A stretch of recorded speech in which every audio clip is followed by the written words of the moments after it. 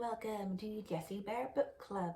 Today I want to talk about how I became really interested in fundamentalist polygamist cults, and I'm going to go over how I discovered that these were in existence in the world when I was a teenager, and a very strange experience I had as a teenager that made me completely fascinated with them.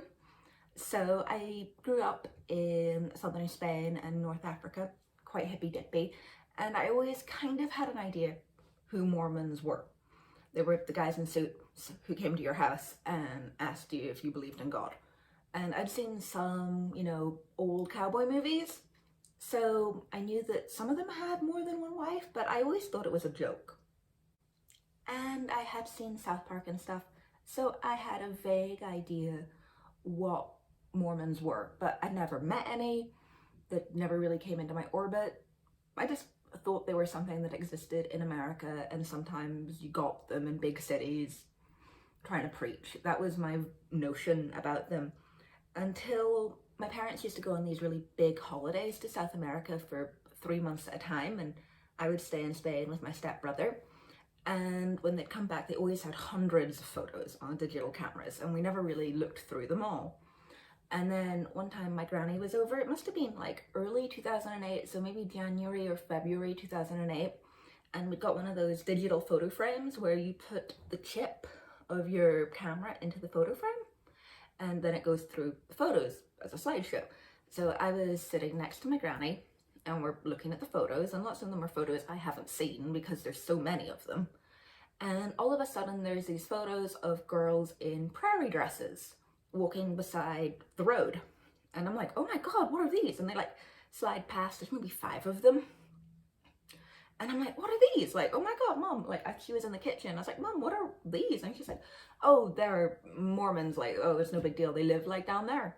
And I was like, where? And she's like, oh, I think that was in Mexico. I don't know. I can't remember. I took the photos out of the car window. I thought they were really strange. And for some reason, it like stuck with me. And I was like, oh my God, this is fascinating. So next time I had access to the internet, I looked it up. But there wasn't that much about them on the internet until a couple of months later, got it written down, the raid on Zion in April. So we had gone to Gibraltar for my stepdad to get a haircut, because he has to get his hair cut in Gibraltar for some reason. I don't know why. But we always go to this one bar for breakfast called the Star Bar, and it always has Sky News on, always. And we didn't have normal TV. So I'm 15 and I'm glued to Sky News. I'm like, oh my God, Sky News, I'm getting to watch TV. And all of a sudden, the raid on Zion pops up, and there's a big temple, and I immediately recognize all the girls in prairie dresses from the photos a couple of months before, and I'm like, oh my God, this is the same thing. You guys like were near this, like, oh my God, it blew my mind. And didn't want to leave the bar, I just wanted to watch this. And my mum and my stepdad are like, no, we're leaving. So again, when I had access to the internet, I like went on to early YouTube, and I was watching all the interviews with the ladies and reading all the articles. And I was just like, oh my God, this is mad. Like, what's going on? Like, I didn't really understand it. I didn't understand that there were different sects. I just seen the FLDS raid on Zion and the other photos and a few interviews. I think there was one on Oprah I watched, but I didn't really have any context for them. So I was just kind of looking into a void almost. So anyway, a few more months pass, and as I've said in previous videos, my parents live in the middle of nowhere in Spain. It is a 4-kilometer dirt track. We don't have mains electric generator, and we pump our own water. So we're very, very remote. And then to get to our piece of land off the dirt track where our neighbors are, we have to go down this really steep hill, and we have 3 gates. So we've got the first gate, which is a chain gate, a big main gate, and then what we call the pig gate, which is like a metal gate that keeps like pigs from burrowing under it into our land. And it was a Sunday. I remember it was a Sunday because my parents had gone out for breakfast. They go out for breakfast every Sunday, they always do. And when I was younger, I didn't used to go. So it was me at home with my friend who was staying over for the weekend and my adoptive brother. And it was early in the morning because I had made breakfast. I remember what we made because it was so strange. I made like beans and baking bread and fried eggs. So strange. You know those breads you can get, they're half baked and you put them in the oven. Yeah, because I was 15 and I thought I was the best cook.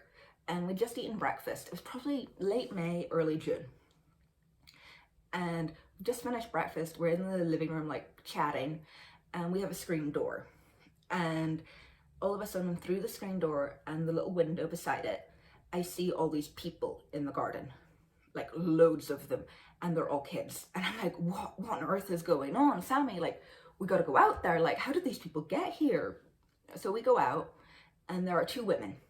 One is probably in her mid-30s, and the other one is a lot younger. I would say like maybe early 20s, and they have probably about 12 kids with them, right? And the kids are everywhere, and they're all probably under 10. They're all blonde, and they're just running everywhere.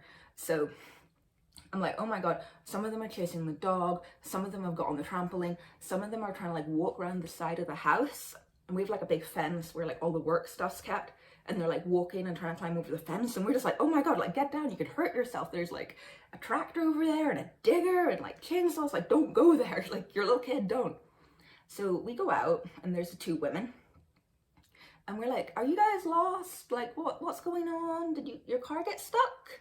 Do you need us to come and like pull you out? Like, this is really strange. And they're like, oh no, we're looking for a property. And the first thing that like strikes me and Sammy is they're American.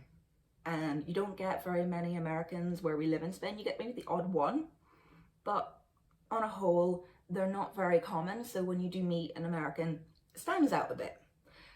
So there's two ladies, they're both American, and they're both dressed very strangely. So the older lady has very short brown hair and glasses, and she's wearing a t-shirt with a long sleeve, like 3/4 length sleeve t-shirt underneath it, and a very long denim skirt, like down past the knee. And then like trainers, not sandals or anything, trainers like over her feet. And the other lady, who's younger, is wearing like a very baggy dress. Like, it's hard to explain. It's like kind of like a really massive maxi dress, and she was very petite, and she's holding a baby, and it's like down past her knees, like down nearly to her feet, and she's holding this baby. But the thing that struck me the most and has always stayed with me was her hair. Her hair was blonde, and it was so long. I mean, it was down past her waist, like down nearly to her knees. And I was just like, oh my God, like your hair, like this is just strange. So we're like, how did you guys get down here? Because like all three gates are locked. And they're like, oh, we just climbed over them. We're like, what? Climbed over our gates? Like, this is really strange. And they're like, oh, we're just looking for a property to buy. Like, are you guys for sale? And we're like, no, we're not. Like, who told you we're for sale? Like, this is really strange. And I'm about 15. Sammy's maybe 21, 22. At this point, my friend's just standing at the screen door. Like, I think it was like her 5th time coming to stay with us, and like my family are strange enough as it is. And she's like standing at the door like, don't come in, don't come in. And the kids are like running everywhere. And I was like, are you guys parked at the top? Because our track is so steep that you need a 4x4 to get out. I was like, are you guys parked at the top? Like, did you walk down? And she's like, oh no, we walked the whole track. And as I said before, it's a 4-kilometer dirt track. And it was hot. Like, it was the end of May, beginning of June in southern Spain. And they must have started so early, because that track takes at least 40 minutes to walk if you're walking like speed walking in cool weather. I cannot imagine how long that track would take to walk with little tiny like toddlers who don't walk very fast. And it was just so weird. And I was like, do you guys need water? Like, it's getting up there in temperature. It's like 25 degrees. Like, do you guys want water? And they're like, no, we're okay, we're fine. And I was like, this is so weird. And at this point, like, the two ladies kind of like split off. And Sammy goes and follows the lady with the brown hair, the older lady, and I start following the lady with the blonde hair. And they don't tell us their names, which is also really weird. We're like, oh, and we tell them our names, and nobody exchanges names, nobody says anything.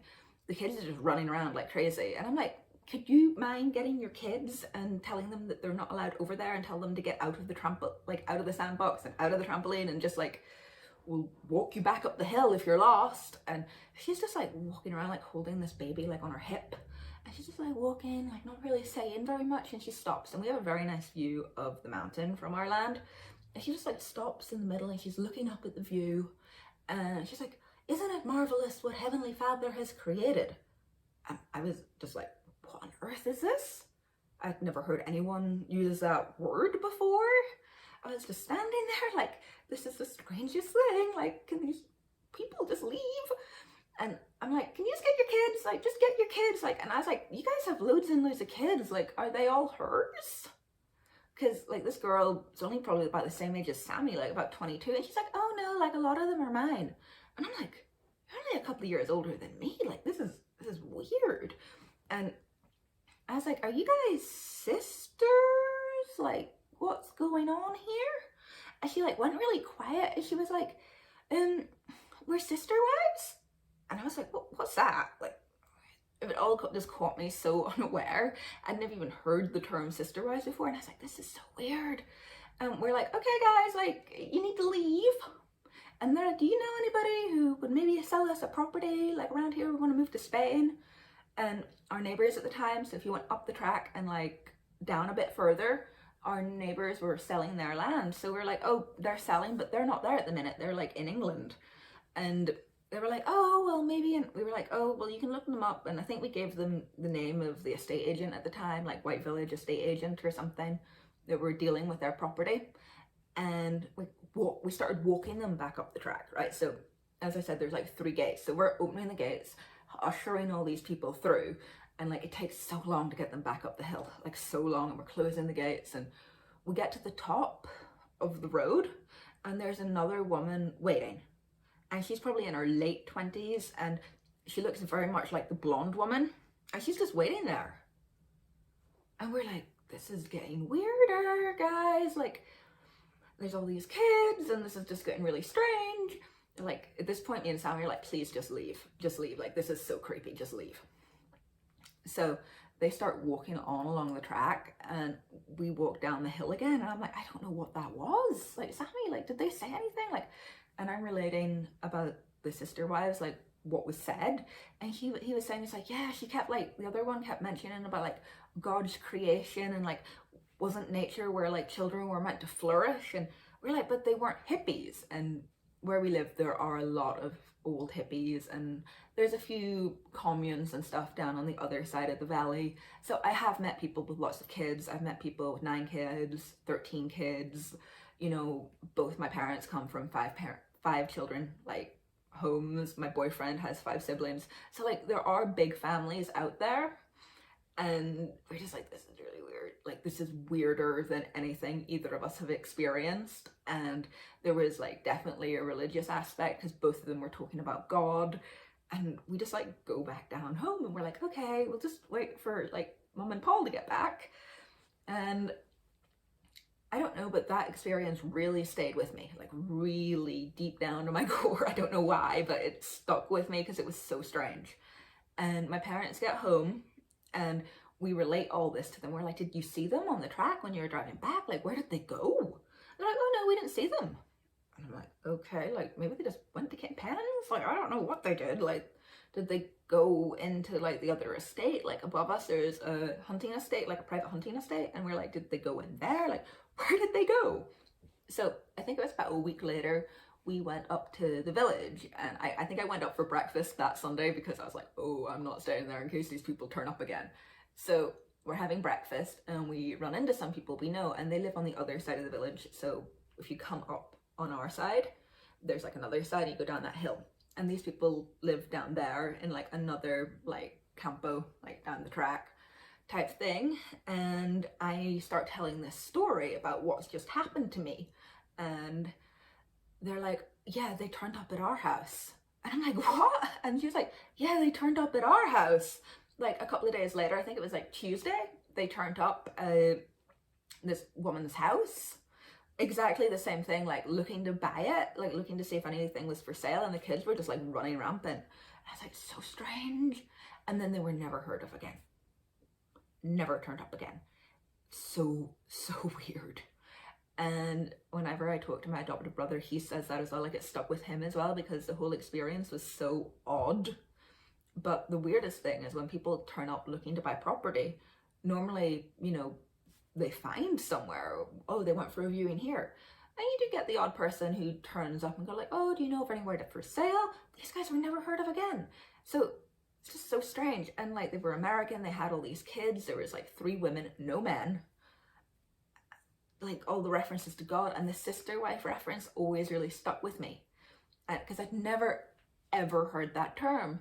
So I Googled it, and of course, like, Mormons came up, and I was like, okay, so they're part of that, but they didn't look like that. So I couldn't place, like, these women were dressed very conservatively, but relatively modernly. So, like, it wasn't prairie dresses, very modest, but they wouldn't look completely out of place. So I was like, well, they're not like these FLDS people because they're wearing normal clothes. And I didn't know that there were other sects of fundamentalism at that point. So I was like, this is so weird. So weird.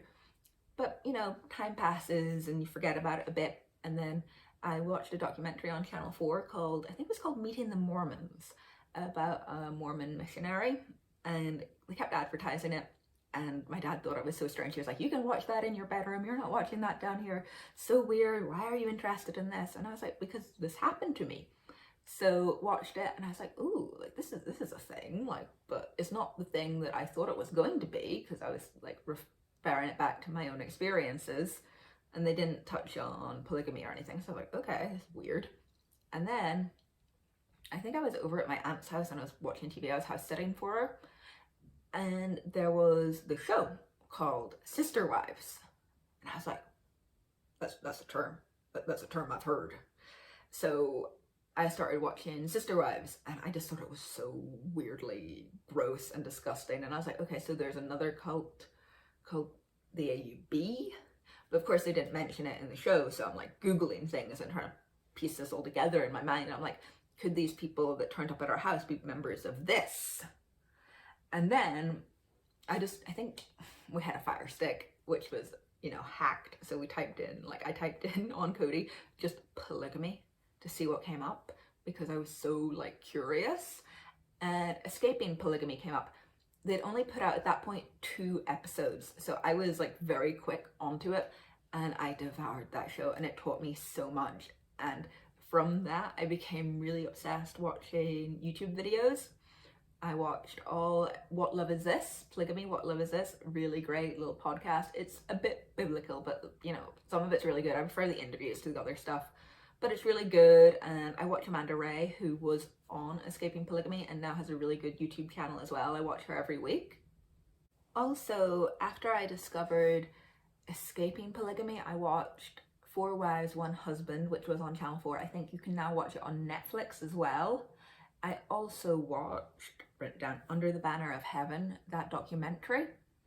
But at the time, like even now, you know, when you're trying to piece all these different parts of these cults together and they're just not meshing, but they are meshing, like, I don't think I'll ever find out where these people who turned up at my house, like what they were part of.